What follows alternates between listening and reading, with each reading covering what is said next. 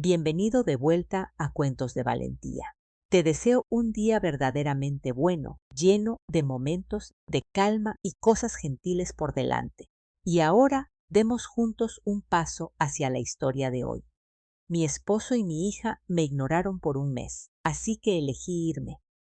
5 años después, él llamó y me pidió que asistiera a la boda de nuestra hija. Fui sin saber qué esperar. Cuando me vio ahí, sus manos empezaron a temblar y finalmente entendí el poder de alejarse. «Papá, ¿escuchaste algo?» Como un ruido blanco extraño. Me quedé congelada en mi propia sala, con las manos aún extendidas hacia el control de la televisión, mientras mi hija de 17 años miraba a través de mí y le preguntaba a su padre si había escuchado un ruido. No me hizo una pregunta, solo sobre mí, como si yo fuera un electrodoméstico descompuesto. Santiago ni siquiera levantó la vista de su teléfono. Solo es la casa acomodándose, mija. La casa acomodándose. En eso me había convertido después de 20 años de matrimonio. No en Catalina, no en mamá, más, ni siquiera en una molestia digna de reconocerse. Solo ruido ambiente, estática de fondo, el crujir de tuberías viejas que ya nadie nota. Antes de continuar, quiero agradecerte por estar aquí y escuchar historias sobre encontrar fuerza en situaciones imposibles. Si crees que nadie merece ser borrado de su propia vida, por favor considera suscribirte. Es gratis y ayuda a que estas historias lleguen a otros que necesitan escucharlas. Ahora, veamos qué pasa después. Ese fue el día 28 de lo que había empezado a llamar la gran borradura. 28 días consecutivos de ser tratada como si no existiera en mi propia casa. 28 mañanas de saludo alegres, recibidos con un silencio teatral. 28 noches de llegar a casa, para encontrarlos cenando comida para llevar que ni se habían molestado en guardar para mí. De hecho, esa semana había empezado a mirarme en los espejos, a tocar las paredes, para confirmar que aún podía interactuar con los objetos físicos. Y había buscado en internet. ¿Puedes estar muerto y no saberlo? A las 2 de la mañana, hace 3 noches, lo que te dice todo sobre mi estado mental. El control remoto. La mesa descensa entre ellos, a escasos 40 centímetros de donde yo estaba. Liliana lo arrebató en el instante en que estiré la mano, apretándolo contra su pecho como si yo intentara robarle algo precioso. «Estamos viendo algo», dijo sin mirarme. «Solo necesito 5 minutos», me escuché decir, odiando cómo mi voz había adquirido ese tono de súplica. «Solo para ver las noticias. 5 minutos». Los ojos de Liliana se mantuvieron fijos en la pantalla de la televisión, donde una pareja de un programa de realidad tenía una discusión armada. Estamos en la mejor parte. La mejor parte. Siempre había una mejor parte. Cada vez que quería usar la televisión que yo había ayudado a pagar, en la casa que yo había ayudado a mantener, siempre había un momento crítico que yo iba a interrumpir. Me quedé allí un momento más, con los brazos todavía extendidos torpemente antes de dejarlos caer a mis costados. Santiago y Liliana ya habían devuelto su atención a la pantalla, con sus cuerpos ligeramente inclinados lejos de mí, creando un frente unido, un muro que yo no podía penetrar. Caminé de regreso a la cocina, mis pasos haciendo eco en los pisos de madera que había tallado el fin de semana pasado. Los trastes del desayuno seguían en el fregadero. Los trastes del desayuno al que no fui invitada porque habían salido a comer hot cakes, sin mencionarlo, sin preguntar si quería ir. Había encontrado el ticket en la barra cuando bajé a las 8:30. 2 órdenes de hot cakes con moras, 2 jugos de naranja, 2 cafés. La hora impresa marcaba las 7:15 de la mañana. Se habían ido temprano a propósito para evitarme. Esto no era nuevo. El patrón se había estado formando durante semanas. Cada incidente lo suficientemente pequeño como para ignorarlo individualmente, pero juntos formaban algo imposible de no ver. Comenzó sutilmente. Conversaciones que se detenían en el instante en que yo entraba a una habitación. Chistes locales en los que no me incluían. Planes hechos sin consultarme. Luego escaló. Los saludos matutinos que yo ofrecía y que pasaban completamente desapercibidos. Santiago levantando su periódico en el segundo en que yo hablaba, creando una barrera física entre nosotros. Los ojos de Liliana resbalando sobre mí como si yo fuera transparente. Incluso cuando me paraba directamente frente a él preguntándole por su día. Al principio, Santiago estaba estresado por el trabajo. Liliana era una adolescente, y los adolescentes son naturalmente ensimismados. Estaban pasando por algo, teniendo alguna fase de unión de padre e hija que ya pasaría. Pero esto no era unión, era exclusión. Exclusión sistemática y deliberada. Abrí el refrigerador buscando algo para hacer de cenar y lo encontré casi vacío. El mandado que había comprado hace 3 días ya no estaba. En su lugar había envases de comida para llevar y alimentos preparados que yo no había comprado. Habían estado comiendo sin mí, comprando sin mí, viviendo sin mí. Mi teléfono vibró en la barra. Un mensaje de mi amiga Jimena. ¿Sigue en pie el café de mañana? Me quedé mirando el mensaje, tratando de recordar cuándo había hecho esos planes. Ayer, la semana pasada, el tiempo se había empezado a nublar. Cada día idéntico al anterior. Despertar, tratar de ser vista, fracasar, ir a la cama, repetir. Escribí de vuelta, sí, a las 10 de la mañana en el Café del Río. Su respuesta llegó de inmediato. Perfecto. Ya quiero ponernos al día. Hace siglos que no te veo. ¿Siglos? ¿Había pasado tanto tiempo? Deslicé el dedo por nuestro historial de mensajes. 6 semanas desde nuestra última cita para tomar café. 6 semanas desde que había salido de la casa para algo que no fueran mis turnos de medio tiempo en la biblioteca de la universidad. 6 semanas desde que había hecho algo que no fuera intentar que en familia reconociera mi existencia. ¿Cuándo me había convertido en esta persona? En esta mujer desesperada e invisible que rondaba su propia vida como un fantasma. Cerré el refrigerador y noté algo en la barra que no había visto antes. El portafolio de Santiago, acomodado junto a la puerta trasera, listo para mañana en la mañana. Pero era sábado. Santiago nunca preparaba su portafolio en sábado para el lunes. Era meticuloso con sus rutinas. El portafolio se preparaba el domingo por la noche, nunca antes. Algo frío me pinchó la base de la columna. Caminé hacia allá, diciéndome que solo tenía curiosidad, que no estaba husmeando. El cuero era caro, bien cuidado, exactamente como el propio Santiago. Profesional, organizado, eficiente. Una esquina de papel sobresalía del bolsillo lateral. Papelería legal. Mi mano se movió antes de que mi cerebro pudiera detenerla, sacando el documento. Petición de disolución de matrimonio. Decía el encabezado en una tipografía oficial y rígida. El papel tembló en mis manos. O tal vez eran mis manos las que temblaban. Ya no lo sabía. Mis ojos recorrieron la página, atrapando frases que reordenaban toda mi realidad. Diferencias irreconciliables. Distribución equitativa de bienes. Acuerdos de custodia.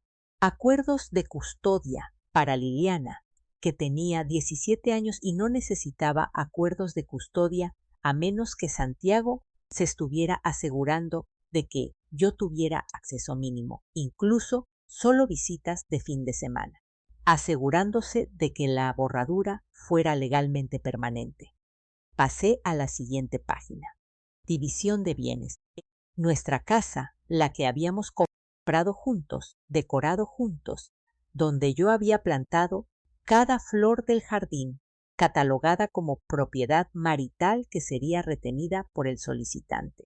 Santiago, la casa sería para Santiago. Nuestras cuentas bancarias conjuntas, las que yo había estado administrando durante 20 años, serían divididas. Nuestros ahorros partidos a la mitad. Mi cuenta de retiro de la biblioteca categorizada y calculada. Todo lo que habíamos construido juntos, pulcramente desglosado y dividido como si fuéramos una sociedad comercial disolviéndose, no un matrimonio, no una familia, no 2 décadas de vida compartida. Pasé a la última página, a la línea de la firma. Santiago ya había firmado con su nombre en esa letra precisa y eficiente que alguna vez me pareció atractiva. Fechado hace 3 días, el jueves, el mismo día que sugerí ir a comer al restaurante de sushi, el mismo día que pasó por mi lado como si yo fuera aire. Ya lo había decidido, ya había firmado los papeles, ya había terminado nuestro matrimonio. El último mes no había sido que estuvieran pasando por una fase o lidiando con estrés. Había sido ellos esperando a que yo me quebrara, esperando a que yo me fuera, creando condiciones tan insoportables que yo haría exactamente lo que Santiago quería sin que él tuviera que ser el malo del cuento. Una nota adhesiva estaba pegada en la línea de la firma. 2 palabras con la letra de Santiago. Firma aquí. Ni un siento que esto funcionara. Ni un tenemos que hablar. Ni siquiera un quiero el divorcio. Solo instrucciones, como si yo fuera una empleada siendo despedida, a la que le entregan los papeles y le dicen dónde firmar. Me quedé parada en mi cocina, la cocina que había limpiado esa mañana, en la casa que había mantenido, junto a la familia a la que le había dedicado 20 años, y sentí que algo fundamental cambiaba dentro de mi pecho, no rompiéndose, endureciéndose. No iba a firmar estos papeles, o esta noche, no así. Doblé el documento con cuidado y lo deslicé de vuelta. Lo deslizó exactamente donde lo habíame encontrado. Luego caminé escaleras arriba hacia nuestra recámara, saqué mi vieja maleta de lona de la universidad del closet y empecé a empacar. 3 blusas cómodas, 2 pantalones de mezclilla, suficiente ropa interior y calcetines para una semana. Mi cepillo de dientes, mi computadora, la foto enmarcada de Liliana de bebé que tenía en mi buró. No porque me la fuera a llevar a largo plazo, sino porque necesitaba recordarla antes de que aprendiera a mirar a través de mí. Dejé una nota en mi almohada, corta, simple. Sin darles nada me fui a pensar, no se preocupen por mí. Y ya. Luego bajé las escaleras, pasé por la sala donde Santiago y Liliana seguían viendo la televisión. Ninguno de los 2 levantó la vista cuando pasé. Abrí la puerta principal, di un paso hacia el aire fresco de la noche y la cerré en silencio a mis espaldas. No se dieron cuenta, no se darían cuenta por horas, tal vez no hasta la mañana, tal vez no hasta que necesitaran algo de mí. Para entonces, yo ya no estaría. No porque ellos hubieran ganado, sino porque finalmente lo había entendido. No puedes obligar a la gente a que te vea. Solo puedes elegir dejar de ser invisible. Manejé a la estación de autobuses y compré un boleto hacia el norte, a mi pueblo natal, a la casa de mis padres donde había crecido. El siguiente camión salía a las 3:30 de la mañana. Tenía 4 horas de espera. No lloré. No llamé a Santiago. No le mandé mensaje a Liliana.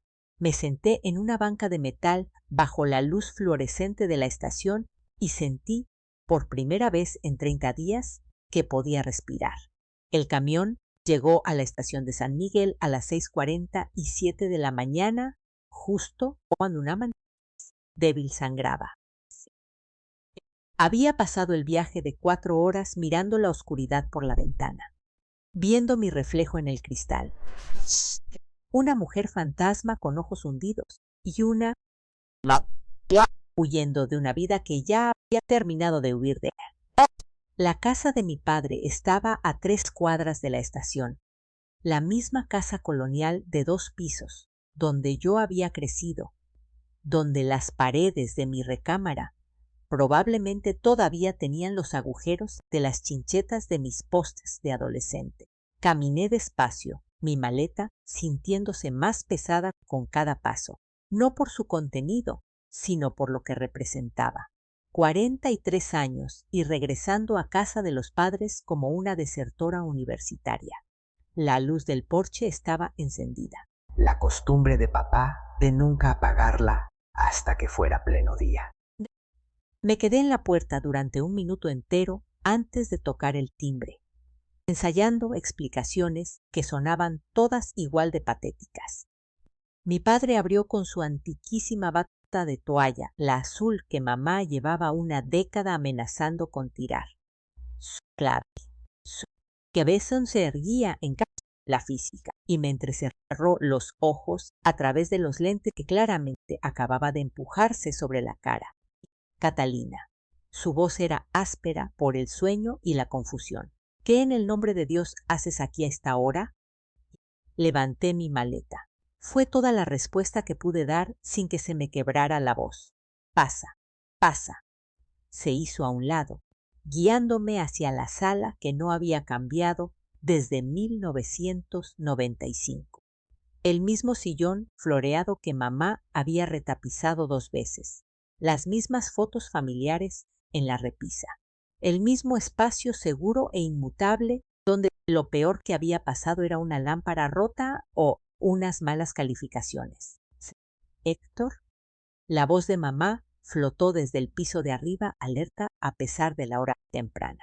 Los directores de escuela jubilados nunca pierden realmente la habilidad de despertar al primer instinto de que algo anda mal. ¿Quién está en la puerta a esta hora impía? Es Catalina, Elena. Está de visita. Pausa. Una pausa larga. Prácticamente podía escuchar el cerebro de mamá catalogando las implicaciones. Catalina, sin avisar al amanecer con equipaje. Bajo en 1 segundo. Papá me guió al sillón. Tomó mi maleta, la dejó junto a la escalera. Haré café, dijo, que era su respuesta predeterminada para cualquier crisis. Ataque al corazón, café. Accidente de coche, café. Hija apareciendo huyendo de su matrimonio, café. Me senté en ese sillón floreado y sentí que algo dentro de mí finalmente se destrababa. Mis manos temblaban, no por frío ni por miedo, sino por el simple hecho de que alguien me había abierto una puerta. Alguien había dicho mi nombre y me había mirado directamente a los ojos al decirlo. Han estado fingiendo que no existo, dije cuando papá regresó de la cocina, sin molestarme en hacer preámbulos. Santiago y Liliana, durante 1 mes, como si fuera un mueble. Mi voz se quebró como si fuera la casa acomodándose. El rostro de papá hizo algo que yo rara vez había visto. Pasó por la confusión, luego la comprensión y después una furia silenciosa y peligrosa. El tipo de enojo que no explota, pero que arde constante y caliente. Había sido ingeniero civil por 40 años, un hombre que resolvía problemas con matemáticas y lógica. Pero en ese momento parecía que quería resolver a Santiago con los puños. ¿Cuánto tiempo? Preguntó. 30 días. Los conté. Asintió lentamente procesando. Y te fuiste. Encontré los papeles del divorcio. Él ya los había firmado. Solo los dejó ahí para que yo los encontrara con una nota adhesiva diciéndome dónde firmar. Ese hijo de ti. Se detuvo a sí mismo, miró hacia la escalera por donde se acercaban los pasos de mamá. Así no se terminan 20 años. Aparentemente sí. Mamá apareció en el marco de la puerta usando su bata capitonada, su cabello gris en la trenza con la que había dormido desde que yo tenía memoria. Me miró a mí, luego a papá y de vuelta a mí, y vi cómo entraban en acción sus habilidades de evaluación de directora jubilada. Haré el desayuno, dijo. Catalina, te ves medio muerta de hambre. Héctor, pon la mesa. Así era mamá. Manejo de crisis a través de la rutina y la comida. 20 minutos. Después, estaba sentada en la mesa de su cocina, la misma mesa donde había hecho la tarea y comido cenas familiares, y anunciado que me casaría con Santiago hacía 20 años. Mamá sirvió un plato de huevos revueltos, pan tostado, fruta fresca y pan dulce casero que seguro había horneado ayer.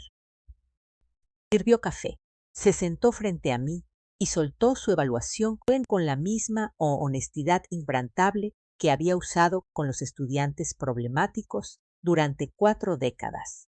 Has estado desapareciendo durante años, ¿verdad?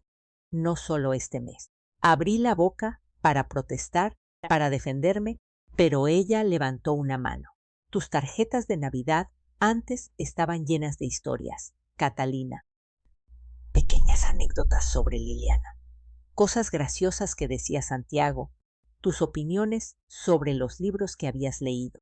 Los últimos años han sido mensajes genéricos de supermercado solo con las farmas.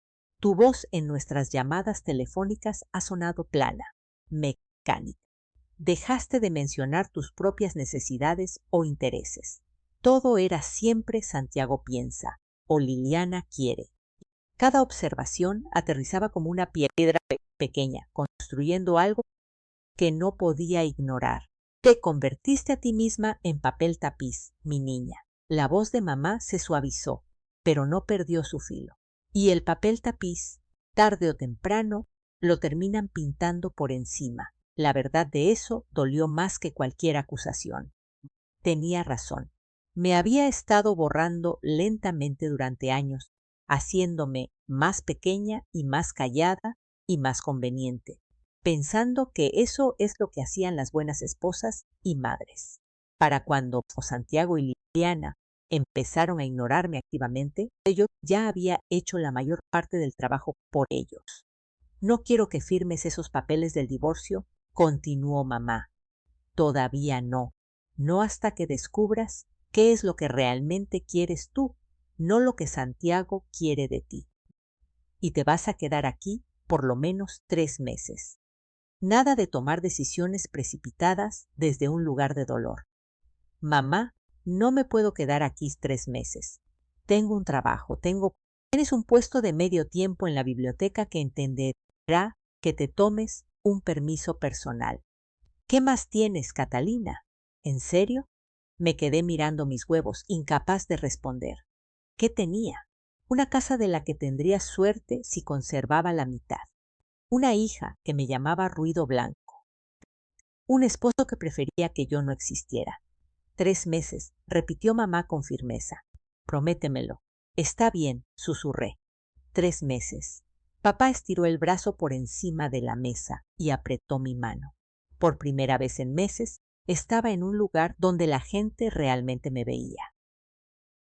Incluso si la escena venía con verdades incómodas. A la noche siguiente, estaba ayudando a mamá a organizar su cobertizo del jardín cuando un coche se metió a la cochera. No reconocí el Honda plateado hasta que mi hermano menor, Mateo, se bajó cargando bolsas de comida china. Mamá te llamó, le dije, sin molestarme en hacerlo sonar como pregunta. Mamá me llamó, confirmó acercándose y jalándome para darme un abrazo que olía a polvo de gis y pintura acrílica. Manejé 4 horas. Mateo tenía 38 años, daba clases de arte en la preparatoria y había pasado por su propio divorcio hacía 3 años.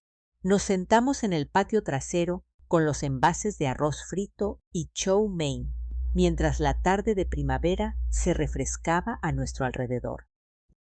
¿Quieres escuchar sobre mi matrimonio?, preguntó Mateo, picando su comida con los palillos. La verdad, no. Qué lástima. Necesitas escuchar esto. Dejó su envase y me miró directamente. Mi exesposa se pasó 5 años haciéndome sentir que mi trabajo como maestro no era un trabajo real, como si yo estuviera jugando con crayones mientras ella tenía una carrera de verdad. Mis pasatiempos eran infantiles, mis amigos eran inmaduros, mis intereses eran una pérdida de tiempo. Me fui encogiendo, tratando de ser lo que ella quería, evitando conflictos.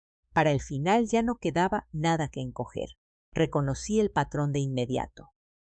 ¿Sabes qué aprendí?, continuó Mateo. La persona que te hace sentir invisible te está mostrando exactamente cuánto te valora.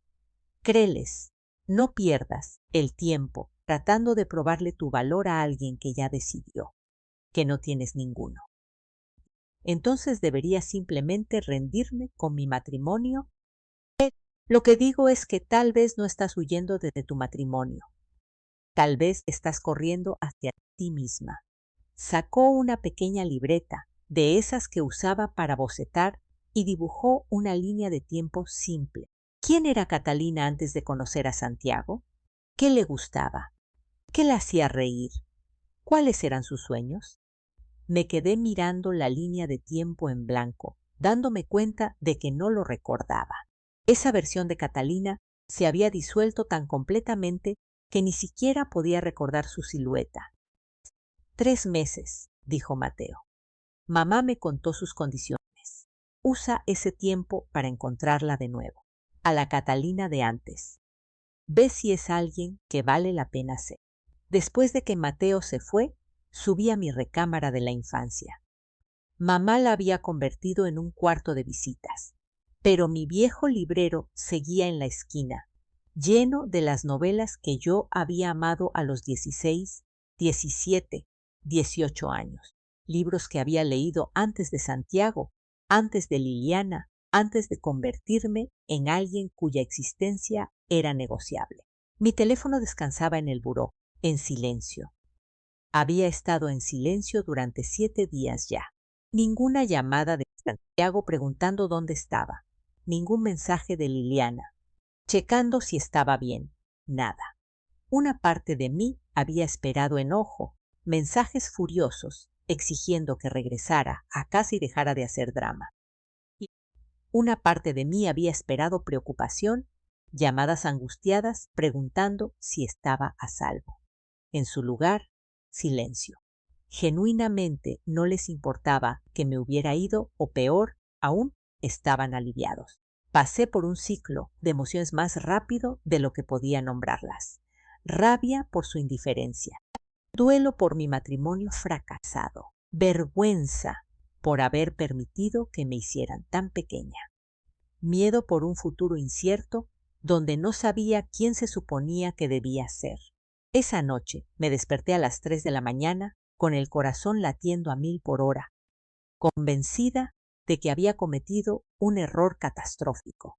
Debería regresar, debería pedir perdón, debería firmar esos papeles y aceptar cualquier migaja de relación que me permitieran tener.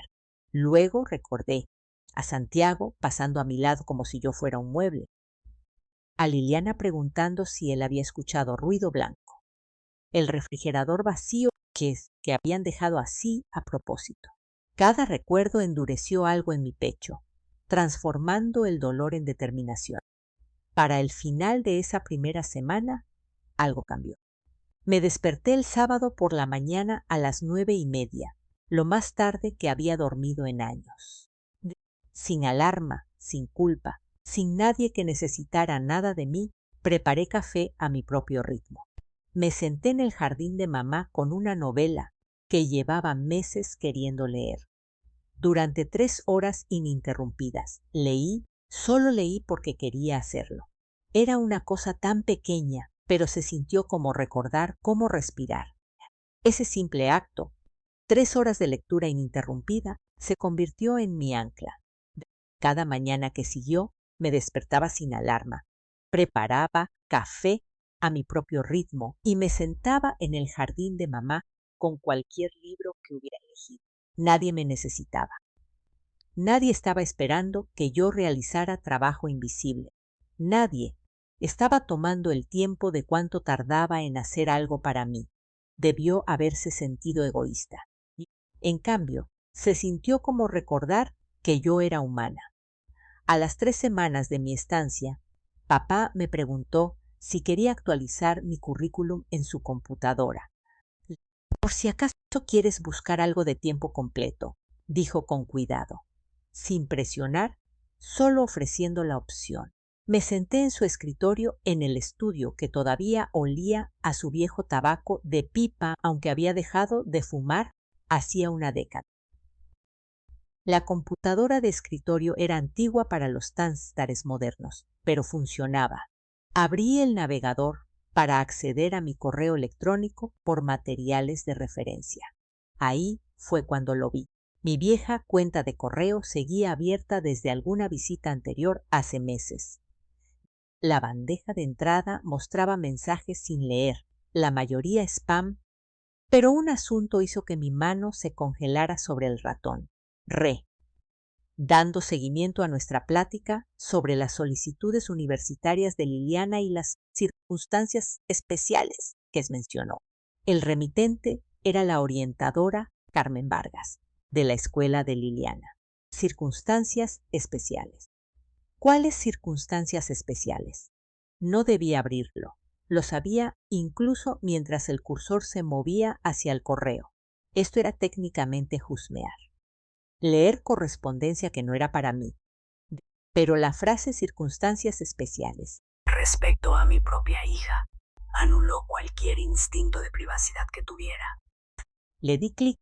El correo era una respuesta en un hilo más largo. Me desplacé hacia el principio, mi ritmo cardíaco acelerándose con cada mensaje. Hace 6 meses, Santiago había iniciado el contacto con la orientadora.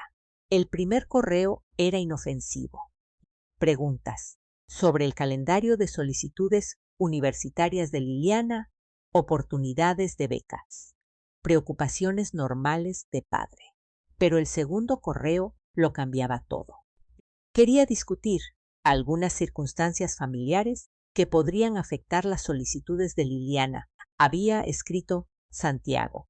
Mi esposa ha estado lidiando con algunos retos personales, problemas de salud mental que la han vuelto cada vez más inestable.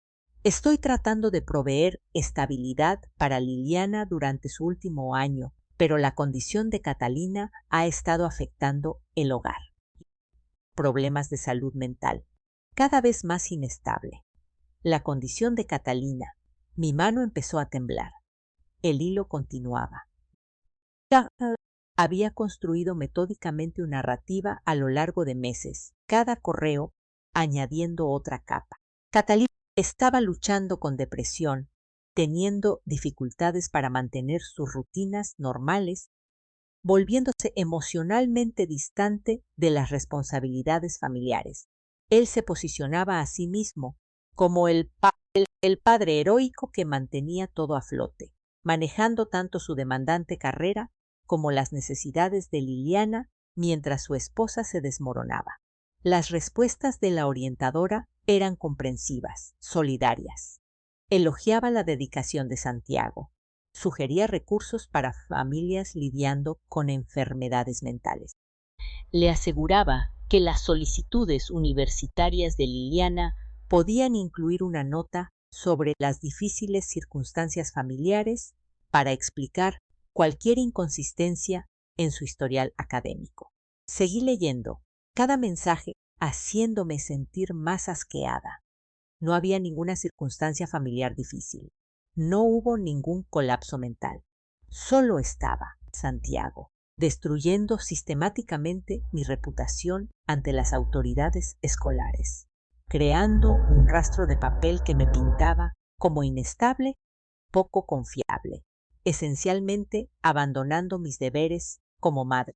Y había empezado esto hace 6 meses, 2 meses antes de que la borradura siquiera comenzara.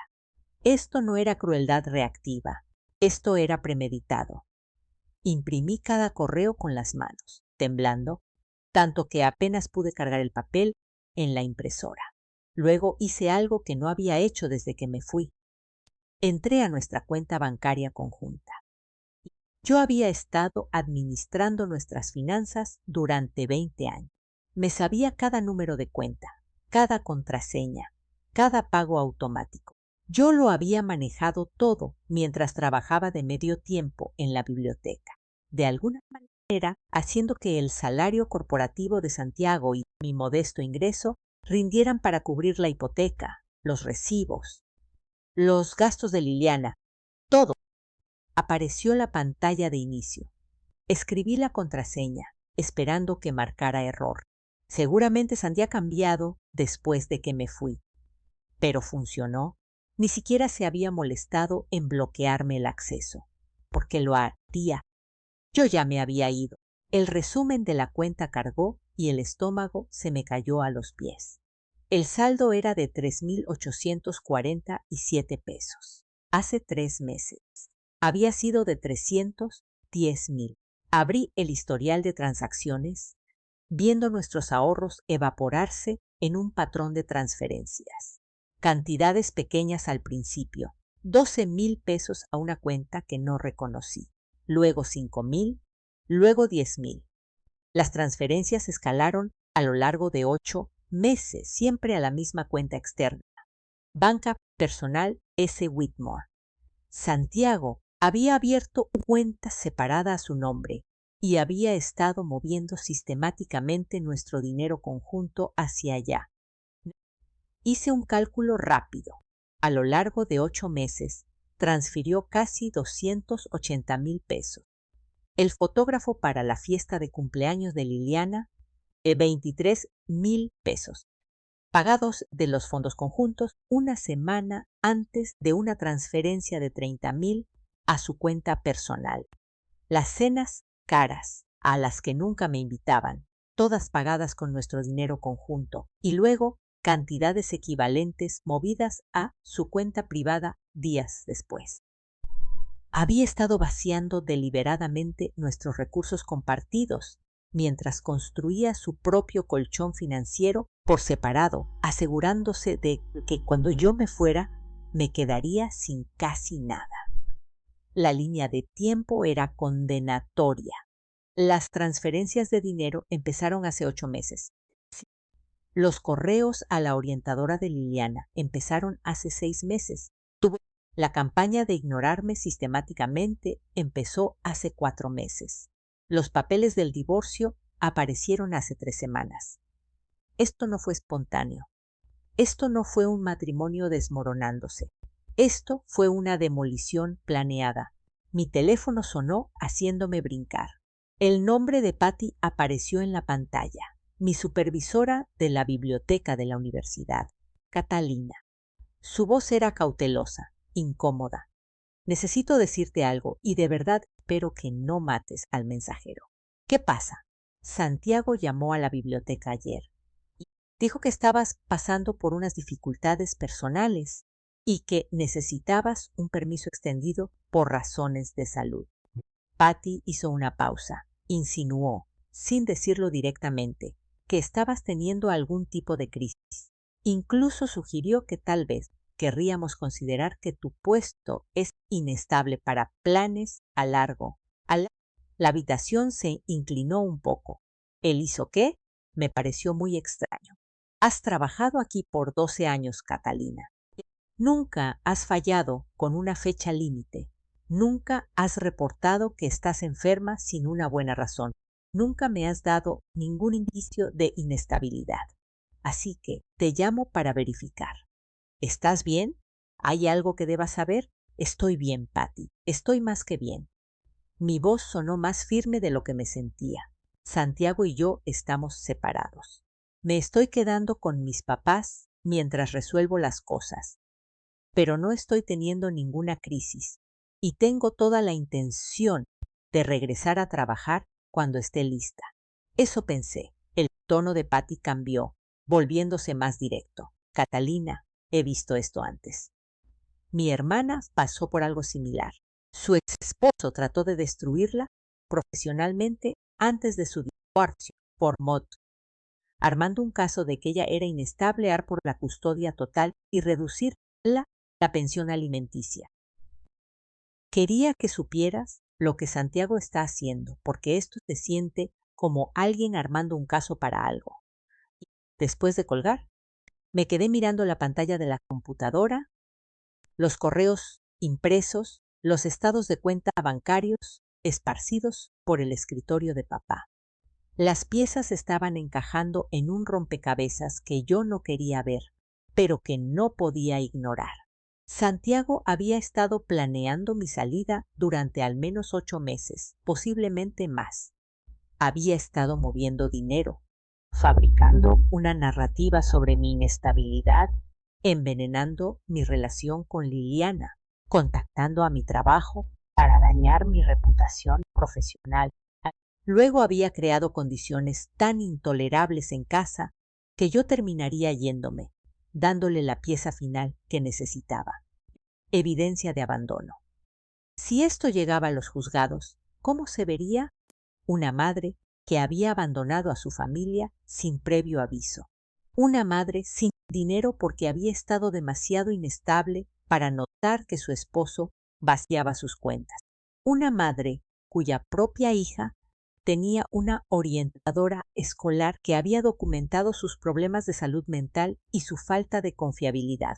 Una madre cuyo empleador había sido advertido de que podría ser demasiado inestable para seguir trabajando. Santiago ganaría todo: la casa, la custodia total de Liliana, a pesar de que casi tenía 18 años, una pensión mínima, porque yo era empleable, pero había abandonado a mi familia, y yo me quedaría sin nada, sin credibilidad, sin dinero, sin relación con mi hija, sin reputación profesional. Escuché que se abría la puerta de atrás. Mateo había venido para su visita diaria. Otra bolsa de comida para llevar en la mano. Me encontró en el estudio, rodeada por la evidencia de la destrucción sistemática que mi esposo había hecho de mi vida. Cata, ¿estás bien? Dejó la comida y se acercó al ver mi cara. ¿Qué pasó? Le enseñé todo: los correos, las transferencias, la llamada de Patty. Vi cómo la expresión de mi hermano pasaba de la preocupación al enojo y luego a un cálculo frío. Mateo siempre había sido el artista, el soñador, el que le enseñaba a los adolescentes perspectiva. Pero en este momento, su cerebro estaba trabajando como el de un ingeniero, organizando la información en patrones. Sacó una libreta y empezó a hacer una línea de tiempo, escribiendo fechas y eventos con su pulcra letra de maestro. Hace 8 meses empiezan las transferencias de dinero, escribió. Hace 6 meses empiezan los correos a la orientadora. Hace 4 meses empieza la campaña de ignorarla sistemáticamente. Hace 3 semanas aparecen los papeles del divorcio. Trazó líneas conectando los eventos. Luego levantó la vista hacia mí. Esto no es crueldad espontánea, Cata. Esto es destrucción calculada. Ha estado planeando esto por meses, tal vez más. Mateo golpeó la pluma contra la línea de tiempo. Estaba creando condiciones tan intolerables que te irías. Luego tendría evidencia de abandono, más una narrativa de que eres inestable. En cualquier disputa por custodia o finanzas, ganaría fácilmente. Yo había pensado que Santiago era cruel. Había pensado que se había desenamorado y lo había manejado mal. Había pensado que la campaña de ignorarme se trataba de él siendo egoísta o emocionalmente inmaduro. Pero esto era algo completamente distinto. Este era un hombre desmantelando la vida entera de su esposa con eficiencia corporativa, asegurándose de que se fuera sin nada, sin credibilidad, sin dinero, sin relación con su hija, sin reputación, construyendo un caso ladrillo por ladrillo que justificaría llevarse todo mientras lo hacía ver como si yo los hubiera abandonado. ¿Qué hago? Le pregunté a Mateo, mi voz apenas un susurro. Me miró con una expresión que nunca había visto en el rostro de mi artístico y gentil hermano menor. Y era la mirada de alguien que había pasado por su propia demolición y había sobrevivido. No firmas esos papeles, documentas todo, armas tu propio caso y consigues una abogada que se especialice en casos como este, porque Santiago acaba de cometer un error crítico. ¿Qué error? Asumió que nunca te darías cuenta. Asumió que te quedarías rota. Mateo sonrió pero no era una sonrisa amable. Se le olvidó que las mujeres invisibles lo ven todo. Las palabras de Mateo flotaron en el aire entre nosotros. Se le olvidó que las mujeres invisibles lo ven todo. Miré hacia abajo, a la evidencia esparcida sobre el escritorio de papá.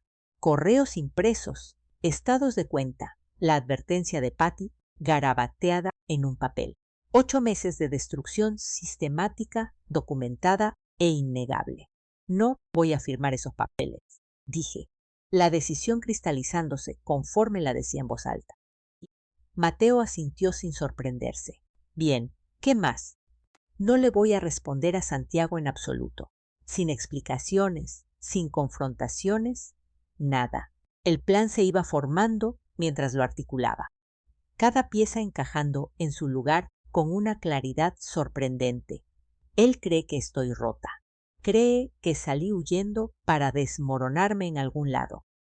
Deja que siga pensando que te fuiste a esconder, dijo Mateo, entendiendo de inmediato, sanando, mientras él se pone cómodo. Exactamente. Empecé a juntar documentos en un folder.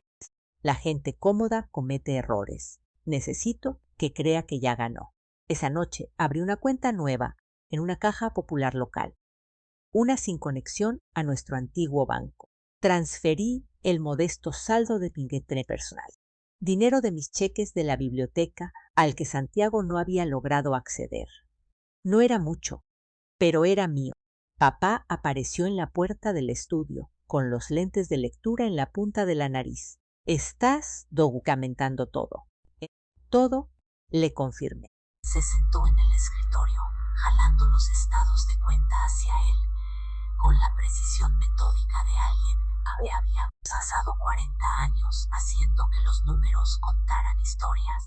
Déjame mostrarte algo. Durante la siguiente hora, mi padre, contador jubilado, entusiasta de los crucigramas, el hombre que me enseñó a cuadrar una chequera a los 12 años, me guió exactamente por cuánto había tomado Santiago y cómo proteger lo poco que quedaba. Fue inteligente al respecto, admitió papá a regañadientes. Transferencias pequeñas, tiempos irregulares, nada que detonara las alertas automáticas de fraude. Pero cometió un error crítico. ¿Cuál? Dejó un patrón. A los juzgados no les gustan los patrones. Sugieren intención. Papá creó una hoja de cálculo organizando cada transferencia por fecha y cantidad. Necesitaremos copias de todo. Estados de cuenta, correos, documentación de sus contactos con la escuela y tu empleador. Arma una línea de tiempo que muestre premeditación. Mamá se nos unió con T y encendió su red de contactos de cuando era directora. Llamé a Margarita Sandoval. Se jubiló de la preparatoria hace 3 años, pero estuvo ahí 35 años. ¿Te recuerda? De cuando eras voluntaria en las clases de primaria de Liliana. Mamá dejó el té con una determinación silenciosa. Va a escribir una carta de recomendación moral. También Betty Garza y Tomás Flores. Toda gente que te conoció como madre, como voluntaria, como alguien confiable y presente. Miré a mis padres, ambos en sus 70s, ambos supuestos a estar disfrutando su jubilación, ambos ahora usando sus conocimientos profesionales como armas para ayudar a su hija a sobrevivir a un depredador de traje y corbata. Gracias, susurré. No nos des las gracias, dijo mamá con firmeza. Eres nuestra hija. Nosotros protegemos a los nuestros. 6 semanas después de haber llegado sin nada más que una maleta de lona y la dignidad hecha pedazos, mi teléfono sonó con un número desconocido. Y casi no contesto. Santiago había estado llamando desde números bloqueados de vez en cuando, dejando buzones de voz que yo borraba sin escuchar. Pero algo me hizo contestar. Catalina Whitmore. La voz era profesional, femenina, cálida. Habla la doctora Rebeca Valle. Soy la directora del sistema de bibliotecas de la Ribera. Patty Brennan. Me dio tu información de contacto. ¿Tienes unos minutos para hablar? Me moví hacia el patio trasero, lejos de donde mamá estaba preparando la cena. Por supuesto. Patty habló maravillas de tu trabajo.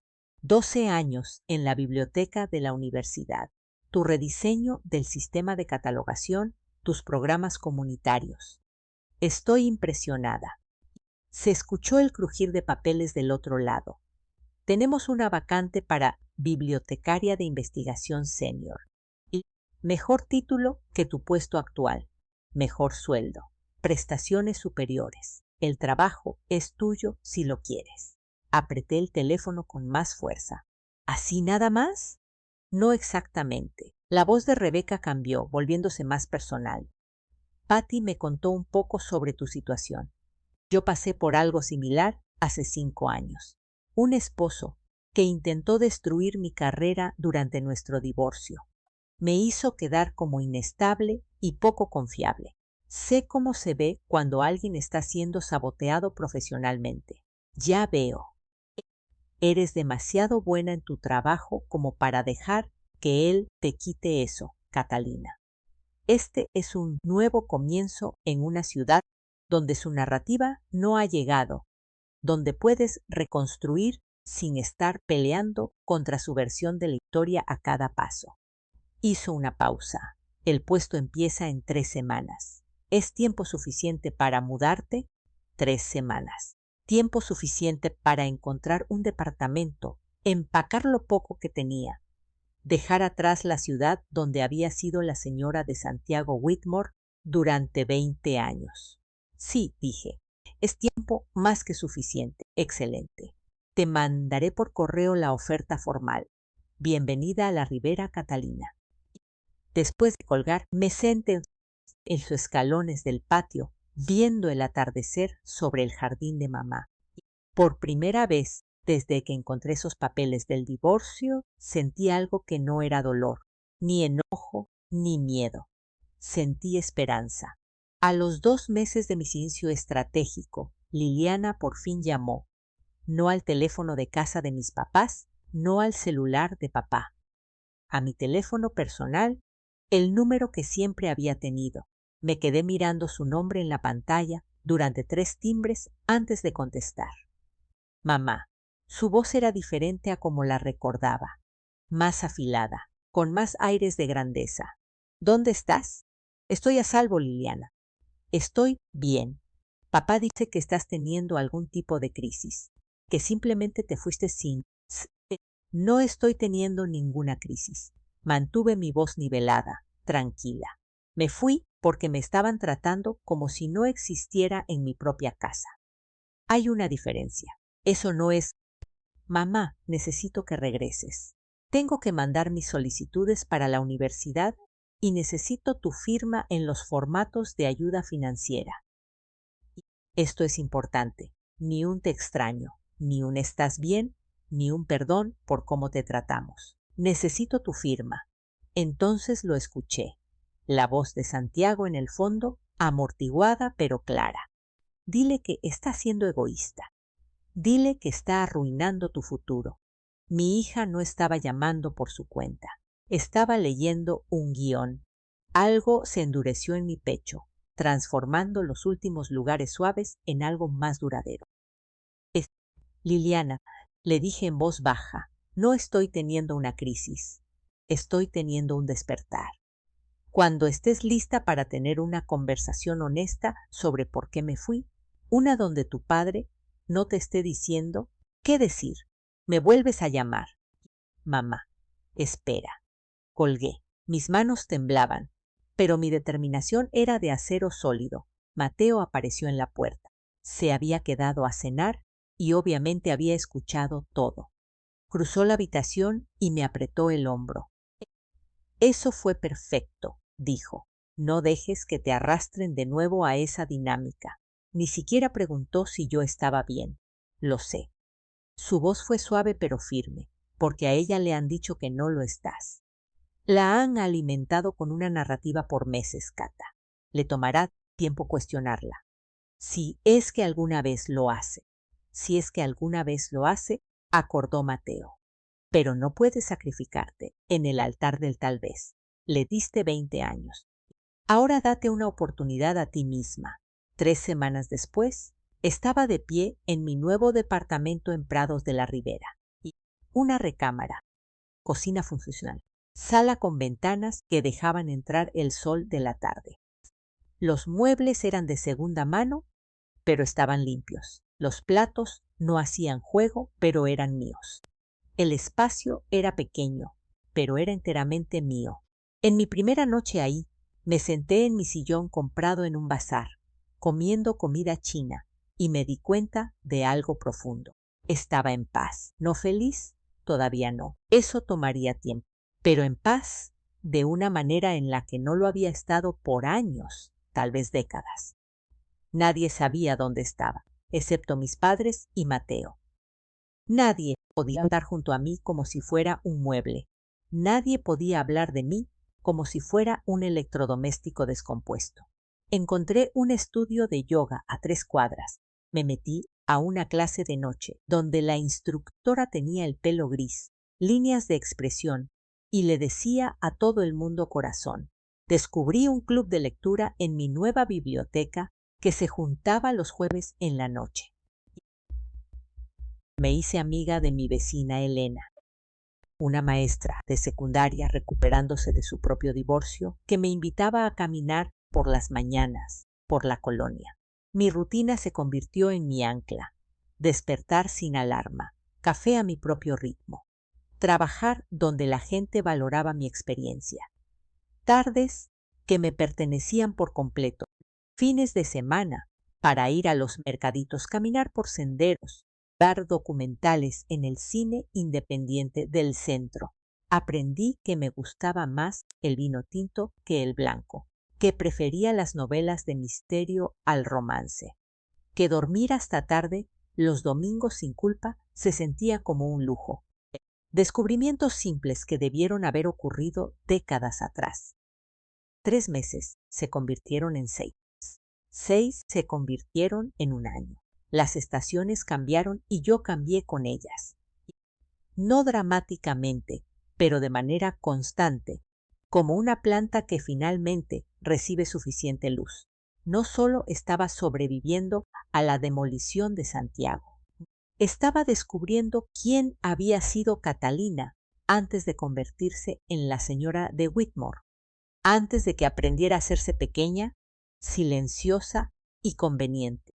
Estaba encontrando a la mujer que se había reído cuando derramó café en una conferencia, la que inventaba eslóganes ridículos para productos imposibles, la que creía que merecía ocupar un espacio en el mundo. Siempre había estado ahí, solo enterrada bajo 20 años de disminución sistemática. Ahora estaba emergiendo y era más fuerte de lo que Santiago Jamasa hubiera imaginado posible, porque él había cometido un error de cálculo crítico. Que borrarme me haría desaparecer. En cambio me había liberado. La libertad aprende